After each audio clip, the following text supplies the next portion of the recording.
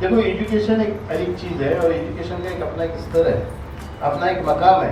अब उस एजुकेशन की फील्ड में अच्छा काम करने वाले टीचर्स को हम अवार्ड दे रहे हैं, तो अवार्ड देने के लिए भी उतनी ही ऊंची शख्सियतों का रहना जरूरी।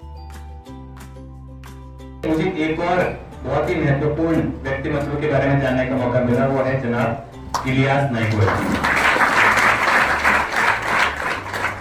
और वो महत्वपूर्ण इसलिए नहीं क्योंकि उनके नाम पे अवार्ड डिस्ट्रीब्यूशन सेरेमनी, इसलिए नहीं क्योंकि जितना मैंने उनके बारे में सुना था और जितना आज मैंने उनके बारे में सुना था, मुझे ये जरूर महसूस हुआ कि वो व्यक्तिमत्व कुछ बड़ा था, कुछ सोच बड़ी रखते थे। क्योंकि मुझे यहाँ पे इन्होंने जो चार लाइनें शुरुआत में की, कि उनकी जो 4 लाइनें थी कि अगर इंसान को पूरा जीवन कार्य नियोजन करना है तो उन्हें शिक्षक होना है। यही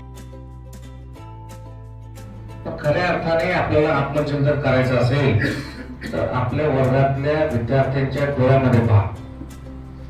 वर्गातल्या सर्व विद्यार्थ्यांच्या डोळ्यामध्ये जर आपल्याविषयी रिस्पेक्ट असेल तर आपण आदर्श आहोत। रिस्पेक्ट आणखी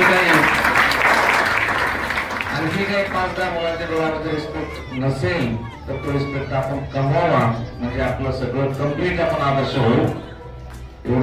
शिक्षक ज्या ठिकाणी जाईल त्या ठिकाणी एक इंग्लिशमध्ये काय होत आहे की where teacher will go there will be light always. त्याप्रमाणे आपण ज्या ज्या समाजामध्ये ज्या ज्या ठिकाणी जाल त्या ठिकाणी शिक्षक म्हणूनच आपण राहाल, अशी आपल्या कार्यक्रमाच्या निमित्ताने आपण